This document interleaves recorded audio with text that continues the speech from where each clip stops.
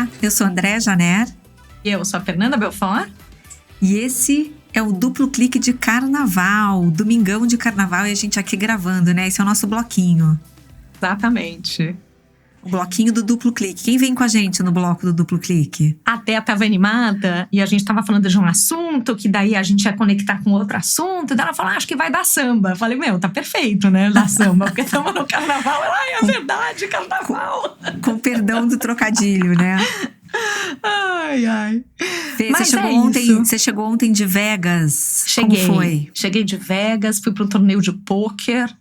Mentira, né, gente? Ganhou, Eu não fui amiga, pro torneio. ganhou. Eu não fui pro torneio de pôquer, eu não jogo pôquer, eu não cheguei perto de nada. Eu fui a trabalho para uma convenção daquelas que, do ponto de vista de trabalho, foi ótimo, mas Vegas, né? Aquele calor do deserto, ar seco do deserto, e aquelas coisas que você não vê a luz do dia. É uma loucura, assim, é tudo dentro do negócio, um hotel túnel outro, que vai pro você lugar, vai pra outra. né?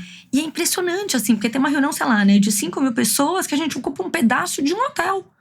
Que daí tem o outro. Porque é impressionante a capacidade que aquela cidade tem de absorver gente. Tá tendo uma outra convenção de 7.000 pessoas do lado, né? Não tá tendo tipo 10, assim. É impressionante, né? Mas eu confesso que não é meu tipo de cidade, viu, assim. Não, nem meu. Eu não posso negar que eu já fui algumas vezes, mas tudo contra a minha vontade. Não, então, eu acho que é legal, claro, né? No primeiro dia eu passei, tem um monte de coisa, tem 1000 atrações, restaurantes, tudo super bacana. Eu fui a trabalho, então também não é que eu ia escolhendo o que eu ia fazer. Isso implica, né? É bem diferente. Mas eu gosto muito de viajar pra cidade. Eu não sou aquela pessoa que tira férias e vai pro mato.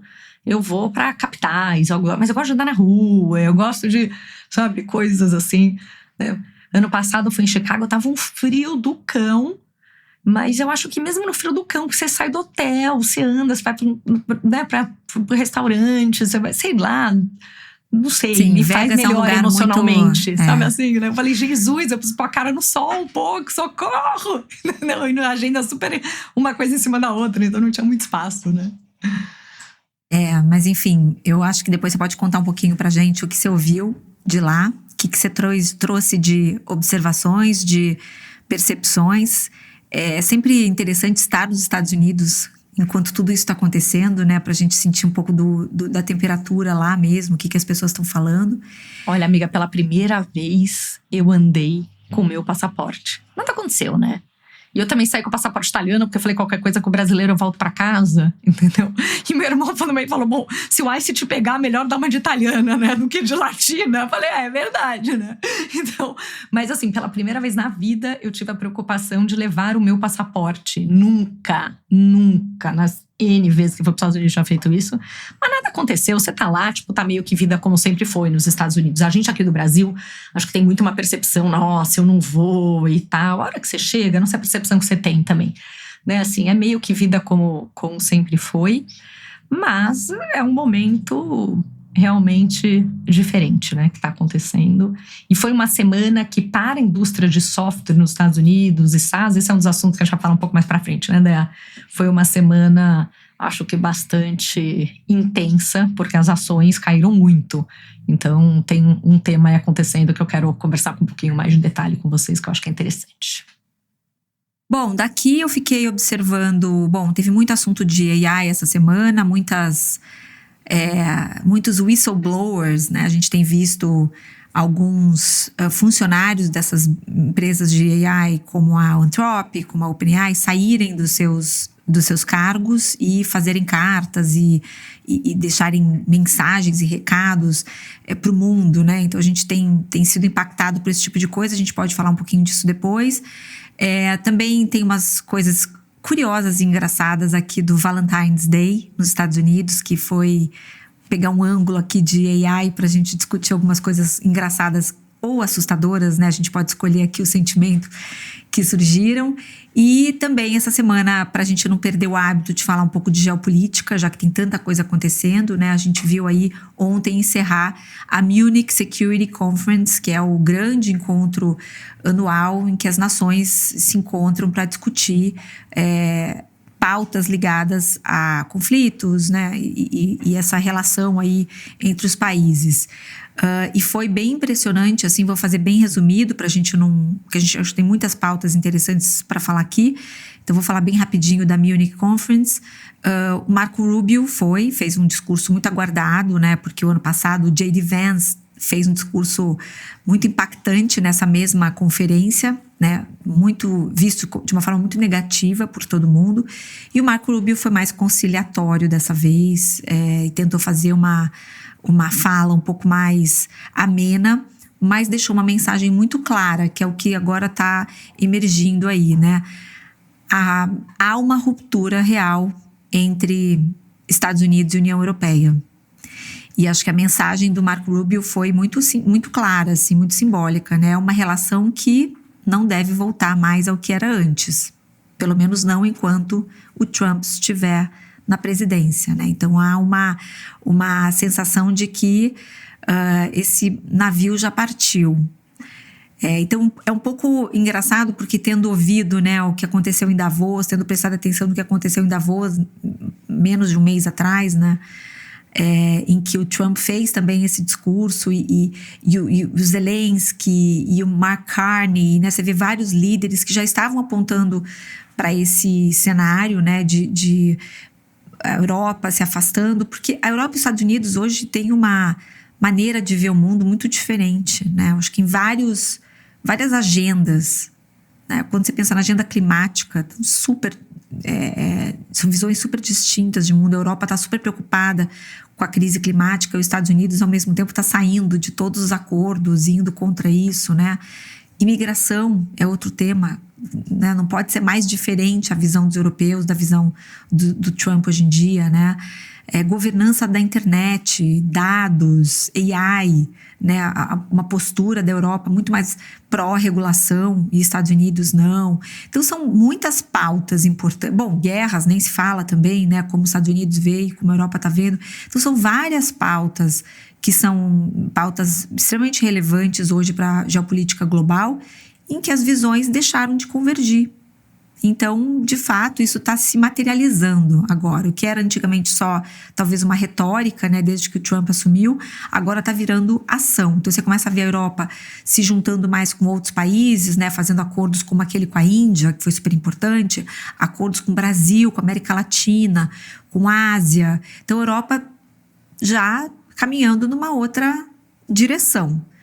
E os Estados Unidos está ok com isso, né? Então, acho que esse é um momento importante, né? Foram dois, acho que grandes encontros desses países, né? Que foi Davos e agora o Munich Security Conference, que acho que cristalizaram, consolidaram essa visão de ruptura entre União Europeia e Estados Unidos. Então, acho que esse é um ponto importante para a gente marcar. A gente já estava vendo isso, né, como eu falei, vendo isso um pouco na teoria e agora vamos ver cada vez mais na prática. Então, acho que esse foi o saldo. Aí vamos observar o que vai acontecer nos próximos meses.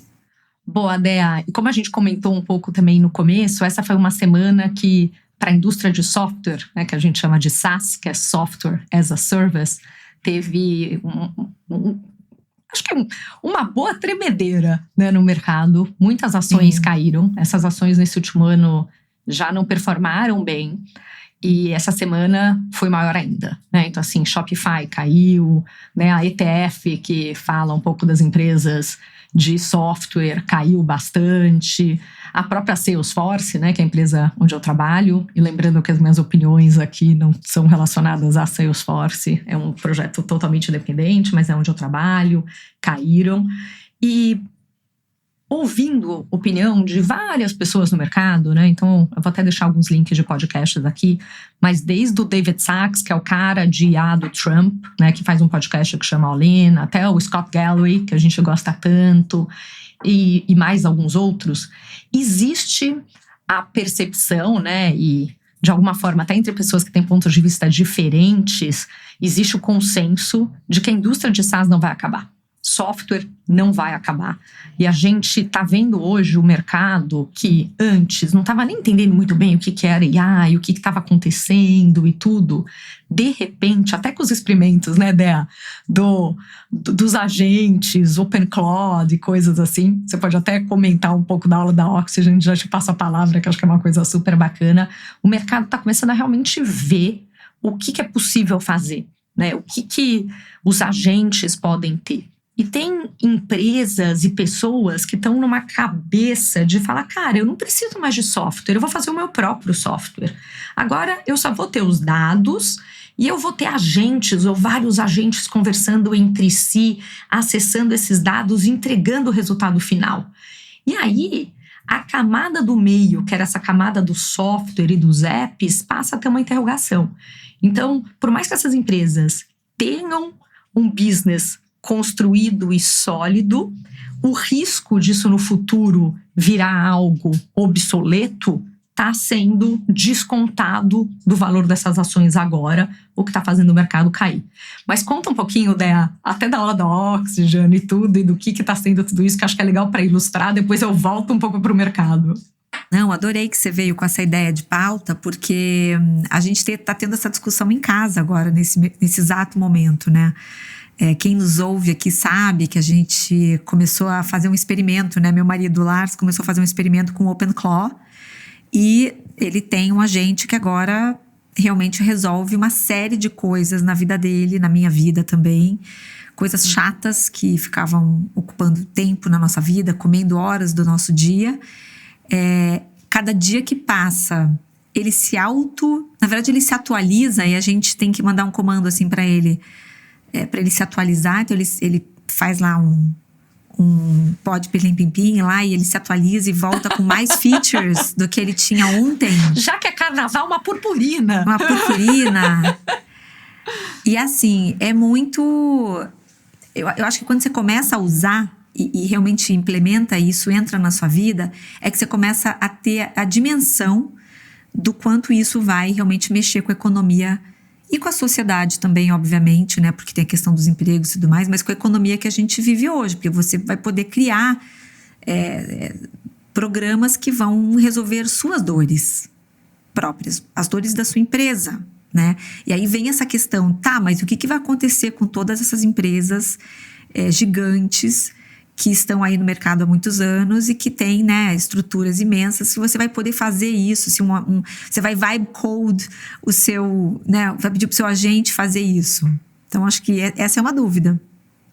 Mas até para contar para as pessoas aqui, né? Tem gente que conhece a Oxygen, tem gente que não conhece, então vou explicar um pouco, porque a gente bom que a Fê faz a propaganda. Exato, eu não preciso fazer. É porque assim, a gente é contra a jabá, né? E a gente não fica, segue, dá like, não, porque o EAD a gente é pró-conteúdo, né? E não clickbait.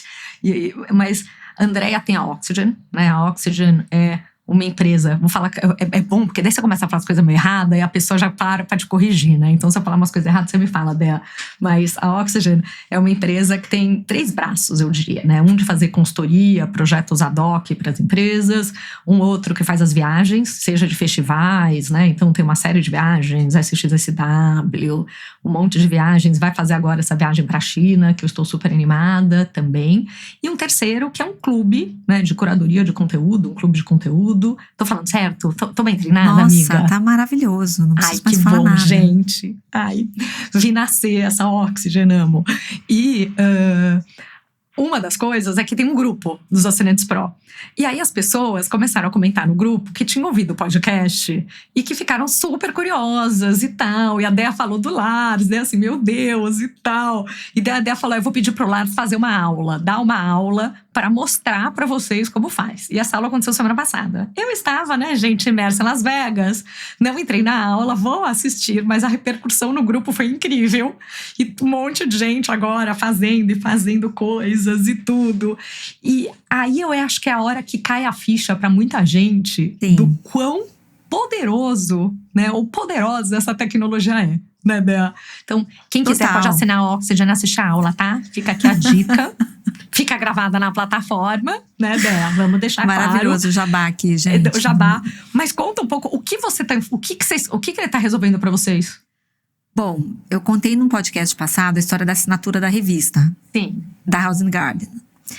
Agora, por exemplo, o Lars deu uma função para ele de organizar as nossas viagens, porque todo mundo sabe aqui que eu tenho 3 filhos morando fora, e eu também viajo muito pela Oxygen, a gente tem uma agenda de viagem meio carregada.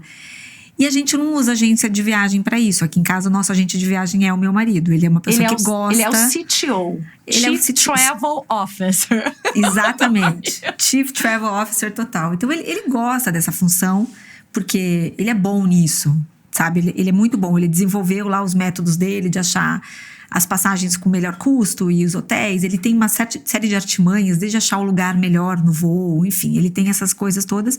Mas apesar de gostar, é uma coisa que toma muito tempo, muito tempo. Então, ele agora delegou isso para o nosso agente, para o agente dele, que é o TIR. Então, ele manda uma mensagem por WhatsApp para o TIR, dizendo que o filho tal quer sair do lugar tal, no dia tal, e ir para destino tal, e você fala mais ou menos a range de horário que você quer aquela passagem, você não quer muito cedo, quer depois do almoço, e que você quer um melhor preço. E ele fica lá 15 minutos procurando e volta para você com a história já toda resolvida. Você só precisa autorizar, e aí a gente tem um cartão de crédito que ele usa com um limite baixo, óbvio, e ele faz a compra para você, joga no calendário. Ele criou o Lars pediu para ele criar um programa só para gerenciar todas as viagens da família. Então, um negócio que, assim, ele criou um programa, porque a gente não gosta do Kayak, a gente não gosta do Tripit, a gente nunca gostou de nenhum programa desses de você guardar todas as suas viagens, não tem nenhum muito bom. Então, ele criou um que você tem lá os nomes das pessoas da família, então você pode escolher qual pessoa da família você quer ver as próximas viagens, você clica e abre lá um dashboard com todas as viagens, os dias, os horários, a companhia aérea, qual é o código para você na hora de fazer o check-in. E 24 horas antes ele te avisa, tá na hora de fazer o seu check-in. Então, assim, o Lars criou um agente de viagem que vai fazer toda essa automação dessa parte chata, que é confirmar o hotel. Ele lembra, por exemplo, a gente às vezes reserva 2 hotéis numa cidade porque a gente tá em dúvida sobre qual ficar. Você reserva para o mesmo período, né? E ele lembra, a gente tinha que fazer uns reminders no calendário pra gente não esquecer de cancelar um dos 2 até o dia tal, senão você paga 2 hotéis, né? Ele faz isso e ele ainda cria o comparativo. Olha, o hotel tal é melhor por causa disso. Se você estiver buscando tal coisa, esse hotel aqui é melhor. Então, assim, é meio mind-blowing, né, o que ele faz. E aí, quando eu acho que isso que você estava falando, né, Fê? Quando você vê isso na prática, você não, é inevitável que você pense assim, tá, mas por que eu vou ter um app daqui pra frente? Ou por que eu vou ter um agente, né? O que o agente vai fazer de viagem? Aquela pessoa que fica buscando os melhores deals para você, que fica coordenando, né, toda a logística de uma viagem. Esses agentes vão fazer isso. E se a gente for lembrar, lá em 2024, quando a gente começou a falar de agentes, de economia de agentes, né? A gente sabia que viagem era sempre foi um dos primeiros exemplos que essas empresas davam, né? Elas sempre citavam viagem como talvez um dos grandes setores que iam ser disruptados pelos agentes, porque você consegue depois organizar vários agentes embaixo de um agente. Ele vai orquestrar um agente que é especializado, por exemplo, em passagens. O outro agente é especializado em hotéis. O outro é especializado em, sei lá, reserva de restaurantes. E você vai manter ali um time de agentes que vai responder a um líder, agente, e eles vão organizar a viagem todinha para você. E daí tem um lance também, né? Saiu uma carta que teve bastante impacto essa semana, do Matt Schumer, falando, né, something big is happening. E foi uma carta grande, com muitos pontos. E parte do que falava, né, e ela fala, é que a maior parte das pessoas ainda não entendeu, né, o que tá vindo por aí. Porque muitas vezes a pessoa talvez tenha testado IA há um ano atrás, tenha usado um modelo gratuito, não saiba fazer as coisas. Porque também, assim, não é qualquer um que vai pegar e vai fazer um agente que faz o que o Lars está fazendo pela família. Você tem que saber o que você vai pedir, como você vai pedir, né? Tem um monte de coisa. E aí começa o desafio um pouco das empresas começando o paralelo, né? Assim, os apps e os softwares, eles já têm uma série de regras, processos e coisas que, de alguma forma, orientam o trabalho, né? Tem muita coisa ali. Quando você vira e fala, puxa, eu vou fazer um software do zero, né? Vou fazer um app, vou mandar ele fazer um app para fazer coisas de viagem. Você precisa ter um lado de entender, assim, qual que é o fluxo, né? O workflow mesmo, né? Qual que é o fluxo de pensamento? O que esse raciocínio tem que ter? A parte talvez mais difícil da programação é você conseguir observar o que acontece e definir regras e um frame de o que acontece depois do quê? Quais são as perguntas? O que se pode fazer, o que não se pode fazer? O que você vai? E como que você vai direcionando tudo isso para que isso aconteça? Quando você tem um aplicativo, muitas dessas fronteiras, bordas, né, e coisas já estão ali. E não é simples, muitas vezes, você fazer isso, né? Não é qualquer um que faz e tal. E Eu ia só comentar uma coisa que é engraçado. Porque senti sua respiração de que você queria comentar. Nossa, isso é muita sintonia, né? É. Hoje de manhã eu fui impactada por um vídeo de uma menina, uma garota, assim, deve ter 26 anos, sei lá, 28 anos, que trabalha no Instagram. Ela é desenvolvedora no Instagram. E ela fez um post dizendo assim, eu queria explicar, porque tem muita gente que ainda não entendeu, como é que a gente vibe code, o que o vibe code fez dentro de uma empresa como o Instagram, né? Que tem, sei lá, milhares de programadores, né? Uma empresa basicamente feita disso. E o que ela explicou, eu acho que serve muito para quase todas as empresas hoje de código, né? Que precisam desenvolver código, né? Que são essas empresas de SaaS, como a Fê falou, por exemplo, né? Ela explicou que começa com uma ideia. Alguém tem uma ideia, né? Uma ideia de um feature novo, um jeito de editar um vídeo novo, sei lá, no Instagram. Antigamente, ela ia ter que chamar uma reunião de 30 pessoas para discutir essa ideia. As pessoas iam ficar, enfim, levantando hipóteses, criticando muitas vezes antes da ideia evoluir, ou iam começar a embarcar numa ideia que de repente nem ia dar certo. Então fica toda essa discussão ainda no nível humano, né, das pessoas conversando sobre essa possível ideia. Um tempo danado para explicar como isso funcionaria na vida real, que tipo de coisa a gente está falando e tudo mais. Aí aquilo ia entrar se fosse aprovado, ia entrar numa esteira. Essa esteira, né, de desenvolvimento de produto tem milhões de coisas sendo desenvolvidas ao mesmo tempo. Então, talvez isso chegasse no mercado quando alguém já tivesse feito até uma coisa melhor, né? Beleza. Isso era como as coisas eram até agora.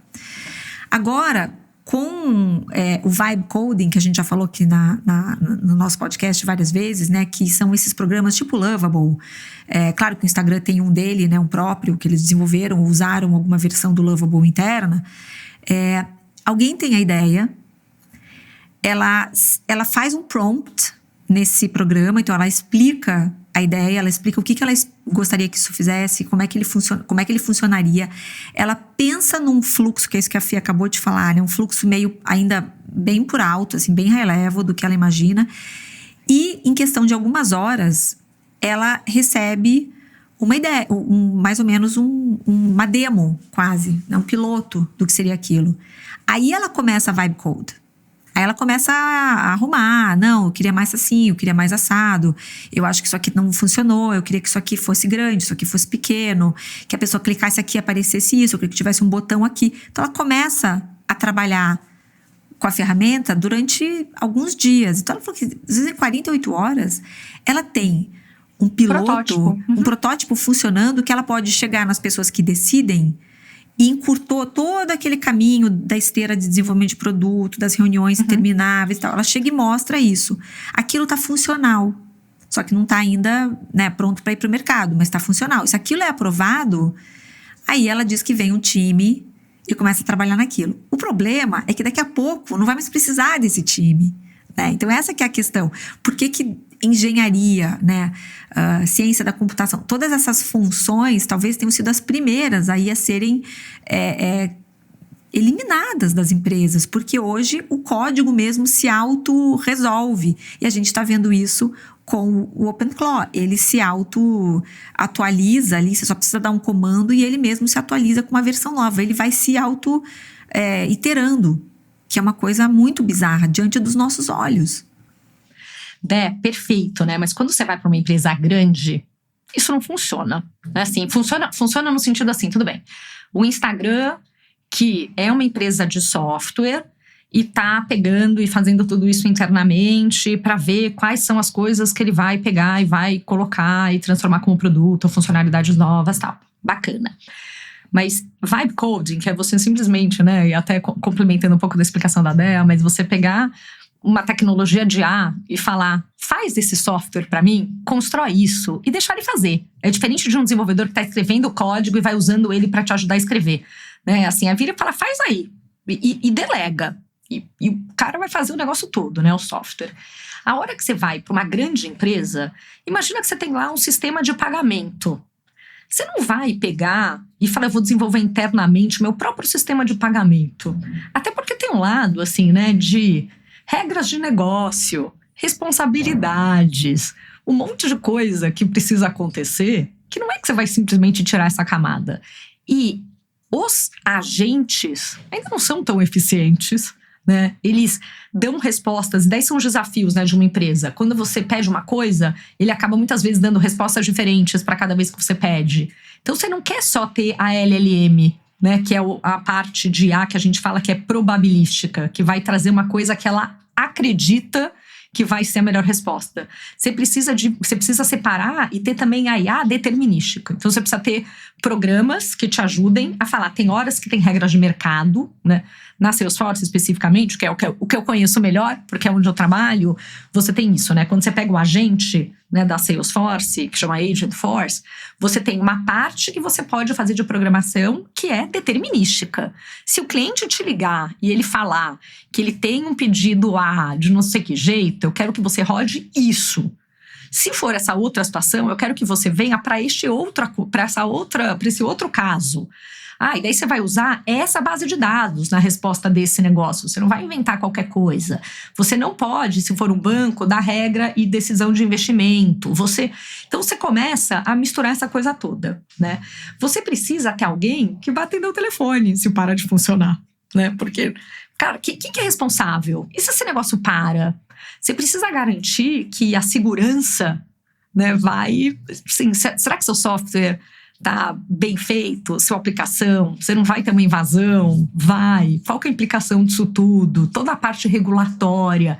Então, assim, esse futuro de você ter uma grande empresa que tem simplesmente uma camada de dados com agentes feitos internamente, trabalhando ali para trazer resposta, é algo que e eu não estou só falando da opinião Fê, tá? Eu estou falando assim, David Sachs, Scott Galloway. Se tem uma coisa que todos concordam SaaS não vai morrer, né? Então, assim, isso aqui não vai acontecer. Talvez o que aconteça é ter uma reprecificação das ações em cima do que tem. E aí esse é um grande momento em que empresas até que tinham modelos de negócio de ser per seat, que a gente fala, né, por usuário, que vende licenças por usuário, você fala, cara, você não vai ter mais usuários. Então, o que acontece? IA vai, de repente, fazer com que tenha menos empregos e você vai perder sua receita. Então, isso é uma mudança que o mercado está vendo. Que empresas de SaaS vão conseguir fazer, de virar e conseguir colocar IA de uma forma e até com modelo de negócio de consumo suficiente para aumentar o valor dos contratos, porque está entregando mais valor para as empresas e não de um jeito que diminua. Então, isso é uma coisa que, né, do ponto de vista de mercado, precisa ter essa transição para essas empresas estarem fortes, né? Do ponto de vista de, sim, mudança e coisa, tem um custo de mudança. Imagina você pegar, né, e tirar, e eu estou usando até a Salesforce em alguns momentos, porque é uma das empresas que eles citam muito, né? Todos eles citam. Mas assim, uma empresa que já está rodando em cima de Salesforce, você fazer um custo de mudar tudo isso e mudar tudo isso para algo que alguém fez internamente, é aquela coisa assim, cara, você não vai desenvolver internamente o seu aplicativo de apresentação, o seu Excel, a sua folha de pagamento, né? Você vai querer ter alguém que é responsável, que entregue tudo isso. Então, o que você faz internamente, o que você não faz. E aí volta para uma visão de negócio, que é o que você precisa fazer, o que vai ser o seu diferencial de negócio, construir, né? Assim, e fazer efetivamente assim. Qual que é o risco de uma mudança, né? E quanto você paga por isso? Quando a gente fala em IA, e os CIOs, geralmente tem ondas, né? Tem onda de inovação, que é, cara, vamos fazer as coisas diferentes, vamos entender o que a gente faz. Eu sempre falo, tecnologia é meio, não é fim, né? A sua vida não é fazer tecnologia, a não ser que você seja uma empresa de software de tecnologia, né? Se é um banco, sua vida é prestar serviço financeiro. Como que a tecnologia te ajuda a fazer isso? Então, o que são as coisas que ou vão reduzir teu custo, ou vão melhorar a experiência de cliente que você vai ter, ou vão te trazer mais flexibilidade para entregar produtos novos e melhores. Mas como que você vai compondo tudo isso? E tem projetos e coisas que são o que você está falando, né? Vamos prototipar e entender o que eu vou fazer de diferente? E depois ondas e momentos que assim, tá bom, isso aqui deu certo. Então agora eu quero fazer isso da forma mais eficiente com o menor custo possível. E aí você também vai entender, tá bom, faz sentido eu pagar isso para um terceiro ou não? Ou eu vou fazer internamente e vou otimizar. E você vai ajustando as coisas. Mas existem, né, esses... Assim, o modelo mental está mudando da forma de fazer. Todas essas empresas estão vivendo um momento de uma virada imensa, porque é um momento que, assim, ou elas conseguem fazer essa virada de realmente virarem uma empresa de dados, agentes e toda essa parte de orquestração, né? A própria Salesforce tem um produto, né, que é da Mulesoft, chama Fabric, que é para gerir os agentes. Então, você consegue ter os agentes de várias empresas diferentes ali para orquestrar esses agentes. E todas essas empresas, Salesforce também, está indo nessa direção de como que você tem um agente, né, ou uma tecnologia que orquestra, que decide que agente vai fazer o que como, e que vai orquestrar essa conversa inteira, né, e entender como fazer. E você vai ter agentes diferentes, além da base de dados. Então, acho que é difícil a gente explicar tudo aqui, né, rápido, mas é bem interessante ver, porque tem uma revolução acontecendo na forma de trabalho. Isso a gente concorda, né, assim, tem, não só das empresas com as pessoas, mas das empresas com o jeito que a IA vai ser usada para realmente fazer a diferença ali, né? Eu não acredito que isso quer dizer que a gente não vai ter mais empresas que hoje são essas empresas de SaaS.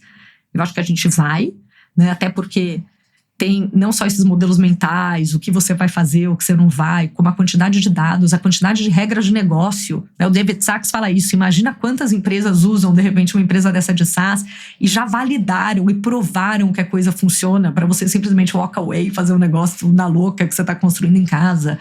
Então, eu acho que isso não vai acontecer, mas a gente está vivendo um momento do mesmo jeito, e o Scott Galloway fala isso, né? Que quando saiu o ChatGPT, as ações do Google caíram. Todo mundo falou, cara, vai ser o fim do search. Isso não vai acontecer. E o Google deu uma virada nisso. Então agora tá tendo esse momento de ter um questionamento grande e ver quais são as empresas que vão conseguir dar essa virada, né? Concordo, eu acho que elas não vão acabar assim, elas vão ter que ser muito... Eu não queria estar na cadeira desses CEOs, na verdade. Eu fico pensando assim, que a vida deles não tá fácil. Porque eles precisam acompanhar essa velocidade, andar na frente desses caras, né? Entender para onde o mundo tá indo, para que eles possam responder. Eles vão ter que... Eu acho que vai ter mudanças no modelo de negócio também. Você falou reprecificação das ações, mas acho que vai ter uma reprecificação de tudo. Até porque, em tese, eles também vão gastar menos com pessoas, né? Esses layoffs, né?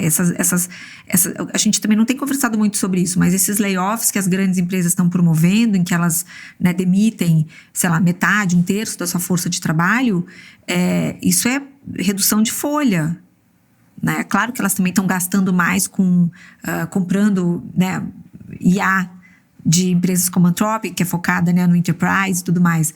Mas cadê o economics disso, né? Cadê o impacto positivo que isso vai ter, por exemplo, nos preços que os clientes estão pagando para essas empresas? Então, assim, eu sinto que agora a gente está no momento em que os economistas têm que entrar em ação, assim. A gente precisa entender para onde o mundo está indo, e quando você fala em reprecificação de ação, eu acho que é reprecificação de tudo, né? A gente está falando aqui em pessoas que não vão se recolocar mais, né? Tem essas cartas que você mencionou, a do Matt Schumer, mas teve outras cartas também de whistleblowers, né, que saíram dessas empresas e estão insistindo e falando muito disso. Daniel Modei fala disso há muito tempo, Sam Altman também fala, Elon Musk, todos eles falam, né? E eles falam muito falam de renda básica universal, por exemplo, mas assim, quem vai consumir se essas pessoas perderem seus empregos, né? O poder de compra dessas pessoas vai cair, né? As pessoas físicas, estou falando assim, como é que a economia, como é que a sociedade se organiza na medida em que essas pessoas perdem seus empregos não conseguem se recolocar e vão trabalhar com outras coisas, né? Acho que esse é o colapso que muitos desses especialistas estão temendo, né? E que também vai ter um impacto na economia como um todo. Então, quando a gente fala de macroeconomia, né? Como é que isso aí vai se organizar? A gente está vendo isso acontecer, mas eu não estou vendo ainda os economistas explicarem os possíveis cenários que a gente vai ter. Eu queria ver um Daron Acemoglu, que foi Nobel de Economia, sabe? Falar um pouco sobre isso. As pessoas nem conseguem, eu não sei, né? Porque eu ousaria aqui trazer duas hipóteses, né? Uma que é, esses caras ainda nem conseguiram entender o que está acontecendo. E a outra é, mesmo quem já entendeu, são tantos futuros possíveis agora, né? Assim, e tá numa fase tão rápida de mudança e de novas tecnologias vindo e do que isso é capaz ou não é. Que assim, tem gente que não conseguiu entender no ponto de vista de que não conseguiu nem chegar no presente, do que já é possível hoje. E depois, quando você sai do presente, olhando o que evoluiu e olha pra frente, pensa nos futuros possíveis, sabe aquelas teorias de futuros possíveis, futuros prováveis, né? Assim, são tantas as coisas que ainda é difícil, né, você conseguir articular. Então, acho que tem muita coisa acontecendo, mas eu concordo, né? E parte até do que a gente sempre fala, né? Assim, como que a gente prepara essa próxima geração? O que está acontecendo? Quais são os impactos disso na educação? Tem Total. um monte de coisa, né? O quanto isso está impactando os empregos entry-level ou não. O que eu tenho ouvido recentemente, pelo menos da indústria de tecnologia e até de clientes e de coisas assim, é que não teve até agora uma diminuição de postos de trabalho. Houve layoffs, tá? Então, tem uma mudança. Tipo, antes eu tinha aqui gente que sabia fazer A. Agora eu não preciso mais de A, eu preciso de B. Então, vou mandar as pessoas que fazem A embora e não tem perfil para fazer B. E aí, depois eu vou abrir outras vagas para contratar quem faz B. Então, não estou querendo dizer que não teve demissão, mas que, pelo que eu tenho acompanhado, não teve uma diminuição de postos de trabalho. Só que, assim, essas empresas que vendem software por usuário, por exemplo, cara, é óbvio que não vai ter uma explosão do número de pessoas. Antes, você precisava, né? Você imagina assim, como a Oxygen, por exemplo, você está vendendo conteúdo, está vendendo assim. Para você conseguir ter mais produtos, mais conteúdos, você precisava, até de uma forma linear, contratar mais gente para entregar mais conteúdo. Isso não é mais verdade, né? Agora, você está tendo pessoas que vão gerenciar pessoas e agentes, perfeito, né? As duas coisas, e vão conseguir entregar mais. Então, a própria Salesforce, o posicionamento hoje é que é o digital labor, né? Então, assim, cara, você consegue, junto com os agentes que estão acessando os dados da empresa, as coisas todas, você consegue entregar mais resultados e você quebra esse problema de eu não tenho headcount, eu não vou contratar mais gente. E, consequentemente, isso limita o meu crescimento ou o meu ganho de margem de produtividade. Então, a gente está nesse mundo, né, que o líder vai ter que ser líder de pessoas e agentes. E tem 1000 estímulos, né, assim, de como cada funcionário está usando IA ou não, né, quantas sessões, é interessante isso, né, mas assim, quantas sessões a gente faz para compartilhar conhecimento de IA e o que você está fazendo com IA. Porque você conseguir gerenciar e conseguir aumentar a capacidade produtiva de cada funcionário da empresa hoje, com a forma que ele está usando IA, já vai fazer uma mega diferença. Mas tem muita coisa acontecendo, né? E assim, too many moving parts, né? De alguma forma. Exatamente. E acho que a velocidade com que essas coisas estão acontecendo em várias frentes é que é assustadora, né? Então, o OpenClaw, pensa, ele foi lançado tem, sei lá, a gente está usando há menos de um mês. E já é uma coisa que foi se infiltrando, se entranhando nas nossas atividades do dia a dia. Então, quando você pensa nisso a nível, quando você escala isso e pensa, puxa, mas e se cada pessoa tiver um agente desse para si? Bom, quintuplica a quantidade de trabalho que você consegue fazer, né? Mas, ao mesmo tempo, você precisa de menos pessoas para te ajudarem na sua empresa. Basicamente é isso. Você vai deixar 4, 5 agentinhos ali, às vezes 7, 8, 10 agentinhos, cada um fazendo uma coisa, e você vai fazer outras. Que outras a gente vai fazer? Será que a gente vai trabalhar menos? Será que a gente vai trabalhar 3 dias na semana? Tem várias conversas muito boas que eu tenho feito e ouvido recentemente, né? que alguém estava falando, puxa, a gente vai precisar mais de, sei lá, professor de tênis, professor de dança, né? Porque teoricamente a gente vai poder trabalhar menos com esses agentes, isso assim, curto prazo, tá? Não tô nem falando de 5. E isso que foi interessante, porque um dos whistleblowers que falou essa semana foi o Mustafa Suleyman. Quem ouve o Duplo Clique aqui, raiz, vai lembrar que a gente já falou bastante dele. O Mustafa Suleyman foi foi o cofundador da DeepMind, junto com o Sir Demis Hassabis, que hoje todo mundo já sabe, ele ganhou o Nobel, tá lá no Google, é o cara mais importante de AI do Google, um dos caras mais importantes do mundo de AI. E o Mustafa Suleyman é co-founder junto com ele. Só que o Mustafa, quando eles venderam a DeepMind pro Google, acho que em 2014, 2015, eu acho, eles foram para caminhos diferentes. E o Mustafa Suleyman veio a escrever um livro que a gente sempre comenta aqui no Duplo Clique, eu sempre recomendo esse livro nas minhas palestras e tal, que chama The Great Wave. Eu acho que é isso. Acho que é isso. Eu até vou, se você puder conferir para mim, se eu tô falando besteira, mas eu acho que o livro é esse. The Coming Wave, desculpa, gente, falei errado, não é The Great Wave, The Coming Wave. Em português ele já foi lançado, eu não lembro exatamente o nome. A Próxima Onda, exatamente, A Próxima Onda. E ele traça, assim, ele desenha o que ele acha que vai acontecer e ele faz um alerta já nesse livro que foi lançado uns 2 anos atrás. Tá? Ele fez um TED em cima desse livro. O TED dele é um dos mais vistos também da história do TED e tal. E ele desenha esses cenários aí meio possíveis, cada vez mais prováveis, né? E aí depois ele vai e se junta à Microsoft. Hoje ele é o Chief AI Scientist da Microsoft. Então toda essa retórica dele, do perigo da IA e tal, ele acabou meio que deixando de lado no momento em que ele entra numa Big Tech, né? Então ele tá lá hoje bem mais... Ele tava muito quieto, eu vi o Mustafa o ano passado em Cannes, fui assim com uma expectativa altíssima para a palestra dele e fiquei super frustrada porque ele fez uma palestra mega chapa branca, né? Ele não falou praticamente nada de novo, trouxe um discurso bem corporativo, assim, não, ele fugiu das pautas mais assim, delicadas. E agora, essa semana, ele voltou. Provavelmente, tá? Essa é uma teoria minha aqui, provavelmente porque teve uma repercussão enorme a fala do Dario Amodei e do Demis Hassabis em Davos. A gente falou aqui, e eu super recomendei para todo mundo, e falei até na palestra, no download que eu fiz de Davos para os assinantes da Oxygen. Se você for assistir uma coisa de Davos, assista essa conversa entre Dario Amodei e Demis Hassabis. Vamos colocar o link. Muito boa. Vamos colocar o link. Ela é muito boa. São 2 dos maiores gênios que a gente tem no mundo hoje, sem sombra de dúvida. São, assim, a realeza da AI no mundo. E eles discutem bastante sobre, por exemplo, esse impacto da AI no futuro do trabalho. Eles têm visões diferentes. O Dario Amodei é mais alarmista, o Demis Hassabis é um pouco mais, não será bem assim, vai demorar mais tempo e tal.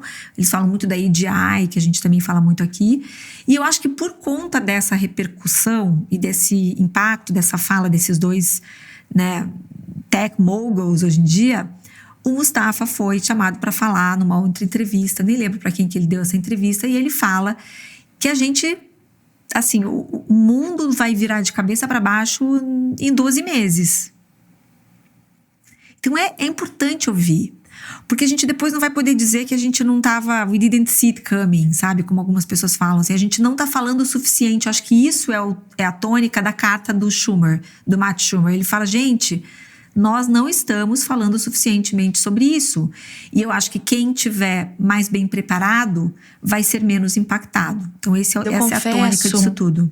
Que me dá um pouco de ansiedade ouvir esse tipo de coisa. Sim, por isso que a gente o mundo vai virar de ponta cabeça. Mas eu não sei se é tão... Eu acho que assim, o mundo vai virar de ponta cabeça no sentido de... Cara, você ter um agente, de repente, no teu computador... que pode fazer o que está fazendo numa viagem para você, é algo muito breakthrough, né? Assim, então, eu acho que virar de ponta cabeça é isso. É porque acho que a hora que a gente usa esses termos gera uma ansiedade nas pessoas, sabe? Eu acho que a gente está cada vez mais vendo a tecnologia trazer possibilidades que a gente não imaginava. Lembra, Adel, uma vez que eu fiz um encontro da tribo, logo que começou ai meu Deus, quando saiu o ChatGPT, Acho que você não foi. Que a gente fez um cinema até, e a gente começou a discutir o que essa tecnologia poderia trazer. E eu lembro que eu fiz um frame que eu tenho vontade de refazer, sabe? Assim, tipo, 3 anos depois. Mas eu fiz um frame de meio que desenhar 2 eixos, né? Quadrantes entre, desde as implicações pra gente como indivíduo até pro negócio, né? E desde as coisas mais práticas no outro eixo até as coisas mais filosóficas e tudo. Porque tem um lado que assim, eu como indivíduo e prático. Eu posso usar o ChatGPT para me responder coisa, eu posso não sei o quê. Você vai ali, né, pro mais prático do negócio, o que tem de implicações? E depois a hora que você entra nisso, assim, né, mais para a sociedade, quais as implicações de macroeconomia, quais as implicações do que é ser feliz, o que é ser humano, né? Eu até fico com vontade de atualizar tudo isso, porque a verdade, assim, quando a gente fala o mundo tá virando de um ponta cabeça, é que as possibilidades estão tão grandes que isso começa a ter implicações em tudo isso, né? Sim. Então... Mas eu acho, Fê, assim, se eu fosse resumir pra gente como você reduz a ansiedade da pessoa que tá ouvindo, eu penso assim, tá? Não sei se eu vou reduzir, não. Acho que eu não vou conseguir reduzir.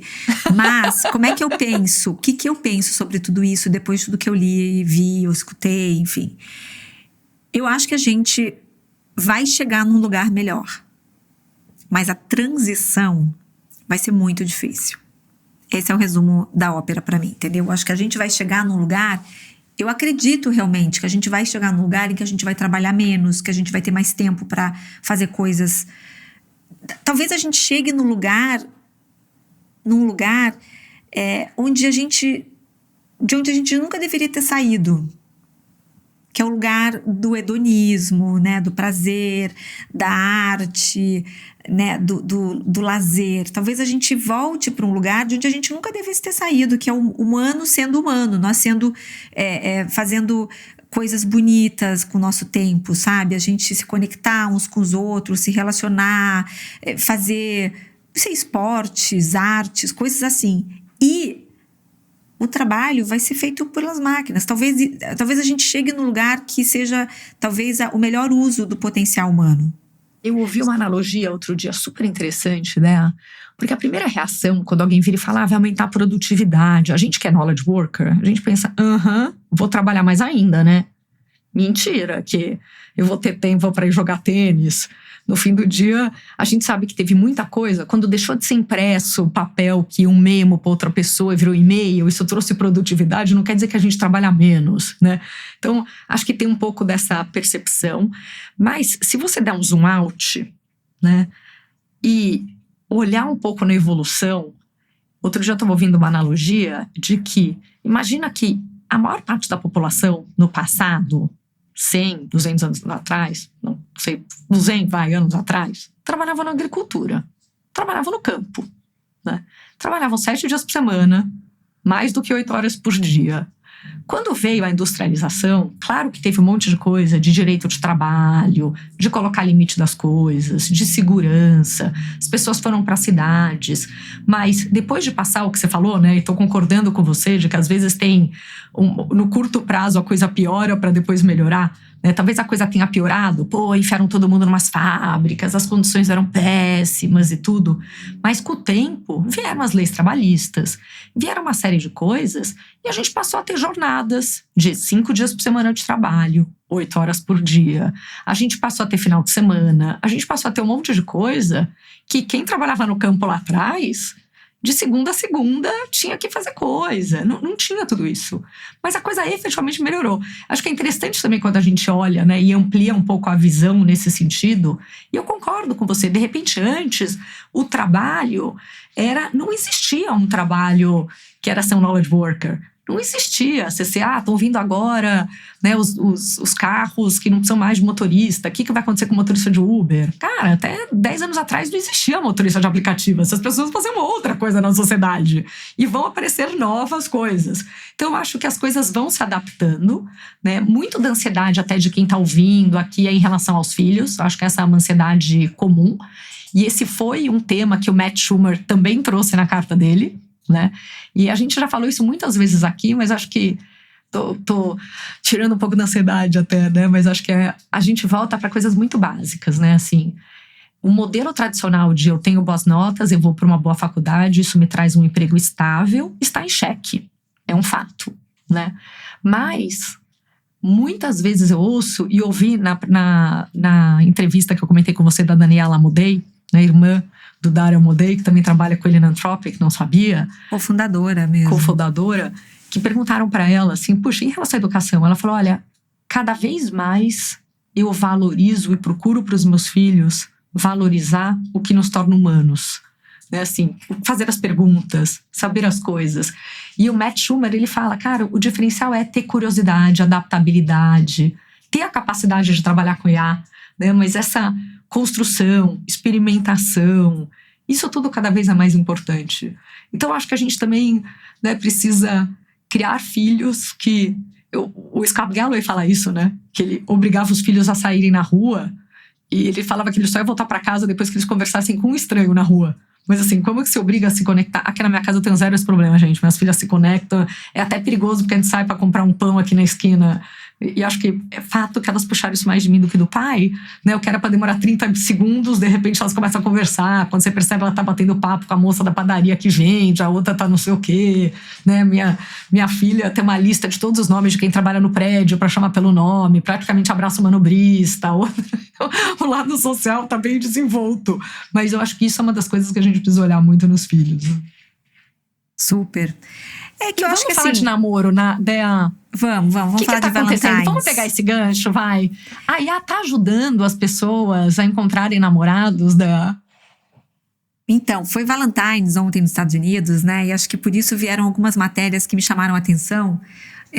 Uma é, assim, surreal, né? A CNN colocou uma repórter para fazer uma experiência foi uma pop-up em Nova York, uma IA que cria esses avatares para as pessoas se relacionarem, chamada Eve AI, pegou um restaurante e transformou num restaurante da marca, né, da empresa da Eve, para as pessoas poderem ir se encontrar, fazer um date night com um avatar. Então, a empresa já existe, as pessoas já usam esse aplicativo para encontrar um avatar e date esse avatar, só que aí eles levaram isso para o mundo físico. Então, eles pegaram um restaurante, enveloparam, né, com a cara da marca e tudo mais, e as pessoas podiam ir lá para ter um date com um avatar. E a repórter da CNN foi lá para experimentar esse tipo de relacionamento, essa noite. A gente pode colocar o link também para as pessoas. E ela vai, né? Ela entra no táxi, eles fizeram todo um storytelling ali. Ela entra no táxi, aí ela chega, e aí ela senta numa mesa, pega o celular, e aí ela pode browse, né? Como se ela estivesse, sei lá, no Tinder, né? Olhando possíveis candidatos. E aí ela escolhe um determinado avatar. E assim, é muito uma coisa que as pessoas até... Imagino que os nossos leitores, nossos ouvintes aqui já devem ter até se deparado com essas figuras. Tem muita propaganda hoje no Instagram e tal. Totalmente que usam Black avatares, Mirror, né? São pessoas que muita gente nem repara, nem percebe que são AIs, né? Que são muito perfeitos. O rosto, o cabelo, os trejeitos, tudo muito natural. E ela escolheu lá um rapaz de traços orientais e tal, e clicou nele, e é como se fosse uma chamada de vídeo, um Zoom, um call. E aí ela começa, oi, tudo bem? Me conte sobre você. E aí ele começa a contar sobre ele. Mas assim, ainda é muito fake, porque ele tem aquela pausa antes de responder, né? Ela pergunta, me fale sobre você. Daí ele fica pensando um pouquinho, né? Aqueles talvez 4 segundos antes de começar a falar, que obviamente isso não é natural. E ela tem uma conversa com ele ali, e aí ela passa, depois conversa com uma mulher e tal, e depois ela vai entrevistar pessoas que estão nesse restaurante fazendo a mesma coisa, só que são pessoas que foram lá, não como a CNN que foi fazer uma reportagem, né? As pessoas estão lá porque foram realmente experimentar esse tipo de date.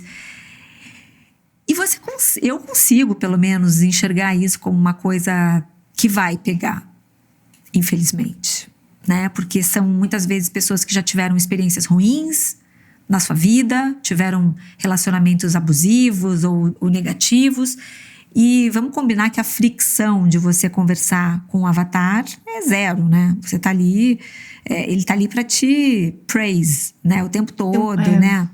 E eu acho que isso vai pegar com muitas pessoas que têm histórico ruim. Isso vai pegar. A gente... eu gostaria? Não, eu detestaria. Será que os meus filhos gostariam? Acho que meus filhos também não gostariam. Mas vamos entender que isso tem um lugar no mundo. Tem muita gente mais introvertida, muita gente mais carente, que vai encontrar nisso... Os incels vão encontrar nisso uma solução para a sua vida. E vão se relacionar até sexualmente, né? Vão, enfim, fazer date nights, assim, que vão acabar com a pessoa resolvendo sozinha com o telefone ali, orientando, falando coisas que vão levar essa pessoa a se sentir completa. Esse é o lado que me preocupa, porque a gente sabe, né, que no fim do dia, o que faz uma pessoa feliz está muito ligado aos relacionamentos humanos que ela tem, né? Também esse relacionamento com o avatar, o quanto isso vai dar de satisfação, de coisa, de saber que tem uma outra pessoa que te ama, que gosta de você, né? Isso vindo de não é suficiente, né? Não tenha dúvida. Mas para muita gente, enorme, isso vai resolver. Eu concordo super. Vai resolver. Para muita... Racionalmente, não faz sentido algum. E provavelmente uma pessoa que faça isso vai ter 4, 5 amigos que vão dizer: você tá maluco. Ou você tá maluca, né? Não, você tá se relacionando. Que tenha 4 ou 5 amigos para falar você tá maluco, né? Porque o duro são as pessoas que estão realmente numa ilha de solidão, num nível... Também entendeu? tem isso. Mas a gente já viu que no Japão, que na China, tem pessoas que estão casando com esses avatares e tal. Então, eu não tenho dúvida alguma de que isso vai ser uma coisa absolutamente corriqueira, normal nessa sociedade. Mas aí vem a outra notícia que pra gente não ficar ficar comentário super rápido, mas assim, isso me lembrou também que o ChatGPT, né, mais uma do Sam Altman, né, além de propaganda que falou que, imagina, não faria, seria o último recurso, né, também todos os discursos que ele tinha de fazer as coisas certas e tal, depois de ver o tamanho que pornografia ou conteúdo adulto, entre aspas, tem na internet e tem nos chats, já falou que a OpenAI e o ChatGPT vai entrar nisso. Então, quer dizer, que mostra o TAM, Total Addressable Market, né? O quanto tem mercado disso para ser acessado e o quanto eles estão entrando. E aí, eu acho que a propaganda do Super Bowl da Anthropic, que a gente falou semana passada, foi linda, né? Porque quando você vê o terapeuta sendo, né, agindo como uma IA, ou pessoas que são pela conexão super-humana, que fariam sentido, você começa a ter esse choque de falar, cara, não faz nenhum sentido isso não ser um humano. Mas vamos lá, próxima pauta, meu amor. Não, a próxima pauta é porque, assim, pelo menos ela é uma pauta mais legal, assim, sobre esse assunto. Vamos terminar numa vibe boa esse negócio, né? Pelo amor de Deus, episódio de carnaval aqui, tá que tá. Não, é legal pelo seguinte, saiu, né, foi um assunto também que saiu no Wall Street Journal aí, falando também um pouco de Valentine's Day, dizendo que um garoto americano em Stanford, me lembrou muito a história do Mark Zuckerberg lá em Harvard, né, quando ele criou o Facebook dentro do dorm room dele lá, né, dentro do quarto. Aconteceu a mesma coisa, um outro garoto de Stanford criou esse aplicativo. Esse aplicativo se chama DateJob, que é uma plataforma de matchmaking, ou seja, para encontrar alguém.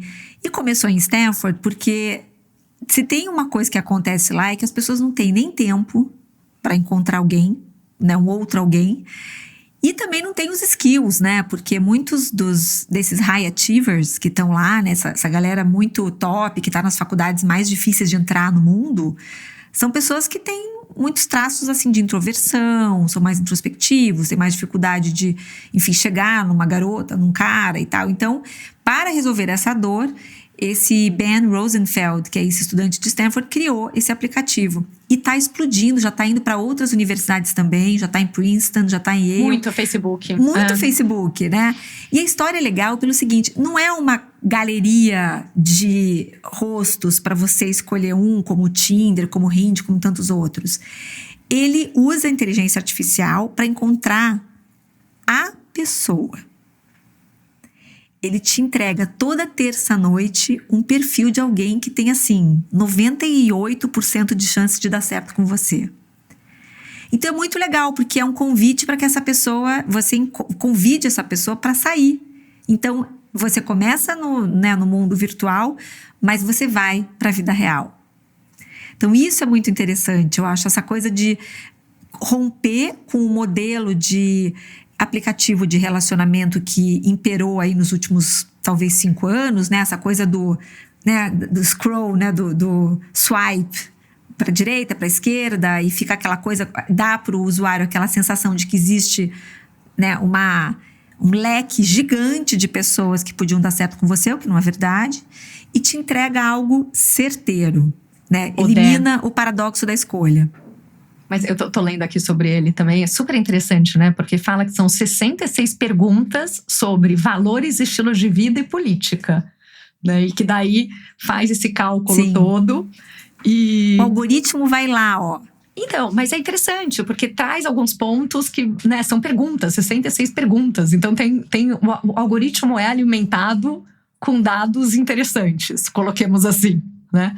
E que explodiu porque, além disso tudo, né, tira um pouco a ansiedade e esse scroll infinito, né, essa fadiga do...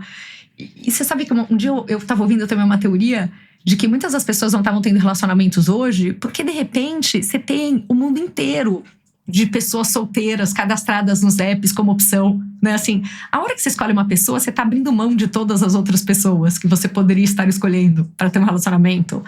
E quando você tem um mundo de gente física, que você conhece tantas pessoas, é mais fácil você falar, nossa, essa pessoa é incrível, versus um menu infinito de pessoas no app. E uma coisa que a gente acredita muito, né, Dea? Comunidade. Assim, a quantidade de pessoas, a gente se encontrou porque a gente e criou nossa amizade, porque a gente começou a seguir o conteúdo uma da outra e porque de repente a gente estava num grupo em comum, né? Eu tenho hoje o grupo da tribo, você tem o grupo da Oxygen, a gente vê amizades nascendo e pessoas de repente que passam a estar super amigas, uma que era de um lugar X, outra que era de um lugar Y, mas que aquilo uniu.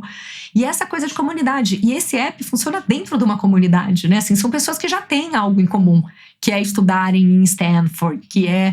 Então, eu acho que no ser mar aberto, ser em cima de grupos fechados, também é incrível, porque isso é algo super importante, né? E no mínimo você vai conhecer alguém. Na pior das hipóteses, vai ser um conhecido que nem virou amigo. Vai ser um amigo, você vai fazer um amigo. Provavelmente vai ser um amigo, né? Se o algoritmo for minimamente competente, no mínimo vai ser um amigo, Jesus amado. Vai ser alguém que vai ter várias coisas em comum com você. E eu acho que isso é muito interessante, porque quando a gente pensa do ponto de vista do relacionamento, eu não sou terapeuta, não tô bem longe disso, assim, de ser uma expert em relacionamentos, mas... como já é mais fácil quando você encontra alguém que já tem muitas afinidades com você, né? Então, acho que esse trabalho, que é um trabalho... Todo mundo já deve ter visto aqueles seriados no Netflix de matchmaking. Tem um da indiana, que é muito divertido. Tem o dos judeus também, que é muito divertido. Que são as antigas casamenteiras, né? Que a gente chama de casamenteira. E que em alguns lugares, em alguns países, em algumas culturas... ainda é uma realidade, né? Porque é isso, a indiana lá, o Indian Matchmaking, eu não lembro se o nome é exatamente esse, mas ela tem lá um livro, né, um book com... Na verdade, deve ser um mega Excel, né? Ela chama de livro e tal, mas é um Excel, provavelmente, com nomes de mulheres e homens solteiros, com todas as suas características, né? Enfim, suas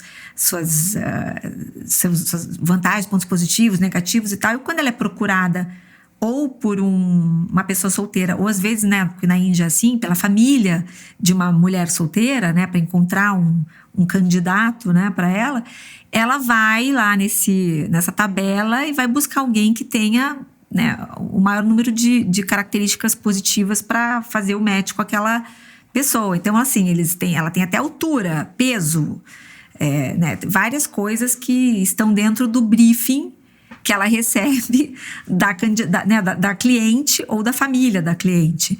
Então, assim, é uma coisa, na verdade, que sempre existiu no mundo real, né? Só que era feito de uma forma mais, digamos assim, rudimentar. Dé, lembra que eu comentei com você que eu assisti um vídeo com o Tony Robbins essa semana? Que ele estava naquele Diary of a CEO. Eu acho o Tony Robbins... Tem muita gente que acha o Tony Robbins meio, né, coach. Porque é meio assim, né, coach de vida. Tony Robbins é incrível, maravilhoso. Já li livro dele, já assisti vídeo, já tudo. Acho o cara fantástico. Ele não é quem ele é, né? De ser de alguma forma mentor de tanta gente. porque ele é um cara banal. Sim, ele fez por onde, né? Chegou lá com muito mérito mesmo. Não, eu não tenho ele é opinião incrível. formada, mas sou super a favor de ouvir. Ele é incrível. E ele tava nessa entrevista, né? E ele falou uma coisa que eu acredito, eu adoro quando gente inteligente concorda comigo, né? E reforça minhas crenças. Vamos ser honestos, né, gente?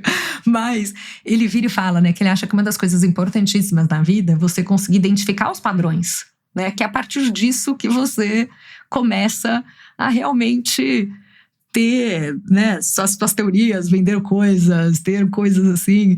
E é muito isso, né? Imagina que essa mulher que tá fazendo, né, esse Excel ou tudo, no começo, ela devia ter uma coisa assim, ela tem um olho, né? Ela sabe quem vai dar match com quem, porque talvez ela não tivesse nem clareza na cabeça dela de quais são os fatores, né? Aí, provavelmente, ela começa a desenvolver uma coisa, um Excel, alguma coisa assim, de fazer algumas anotações. E ela foi melhorando isso e foi começando a entender quais são os critérios que talvez ela nem tivesse conseguido colocar em palavras, mas que fazem com que ela ache que alguém é match de alguma coisa. E aí, porque assim, esse algoritmo todo desse app, daí mudando, né, pro app, já acho que é um app, né, mas esse Date Drop, que acho que chama, falando, né, que assim, cara, essas 66 perguntas foram perguntas que alguém virou e ficou pensando o que são as coisas que levam alguém a gostar de alguém, né? E é interessante isso, porque é esse frame mental. E é muito do que eu estava falando também, né? Dos agentes ou dos modelos mentais. Tem coisas que a gente faz e a gente não tem nem consciência que a gente faz. E se a gente está pegando e está programando um agente, alguma coisa assim, a gente precisa transformar o desconhecido em conhecido para saber que aquelas são normas ou coisas que muitas vezes são tão óbvias pra gente que não são nem ditas, mas que precisam estar presentes pra gente transformar isso em alguma coisa. Então tem toda uma hipótese humana, né, que acontece, que é super interessante, e tem um jeito maravilhoso de você ter, né, assim, sei lá, machine learning hoje, que é você poder jogar um monte de coisa no modelo para fazer uma coisa tão complexa que ninguém vai entender nunca e talvez identificar padrões e referências que em coisas de ciência ou saúde, né? Já pensou? De repente tem marcadores, coisas que são vistas numa imagem que um humano jamais teria percebido a relação, mas tem outras coisas que são super interessantes, né? De quanto isso vem. Super. Dando uma viajada aqui, mas entendeu? É verdade. Conectando Acho que um assunto no outro. A IA tem isso, né? Ela é ao mesmo tempo uma oportunidade incrível da gente abrir novas possibilidades positivas no mundo, mas ela também tem muitos riscos que a gente só precisa entender e trabalhar para mitigá-los. Eu acho que o gênio já saiu da lâmpada, não tem mais muito que a gente possa fazer para voltar no tempo, mas a gente pode tentar mitigar alguns desses riscos quando a gente entende quais são e como que a gente pode evitar que eles se tornem, talvez, mais relevantes até do que os benefícios que a gente vai ter com a IA, mas que a gente vai ter. Eu sou, como sempre, muito otimista. Acho que você também, né? Querida, mais uma isso. Deliciosa conversa que entra numa profundidade, abre janelas, né, de duplos, triplos, quádruplos cliques, mas muito que valem uma parada no carnaval, com certeza. É isso. E é isso. Agora, bom carnaval para todo mundo, juízo aí. Se divirtam com muita segurança. Eu ia falar a mesma coisa, se divirtam com segurança. Eu falo as mesmas palavras, conselho a gente é muito conectada. Conselho de tia, né? Tia Fê, tia Déia aqui, tipo, gente, juízo, aproveitem, mas com muita moderação. E nos vemos então semana que vem. Bom carnaval a todos. Beijos, pessoal. Obrigada, até semana que vem.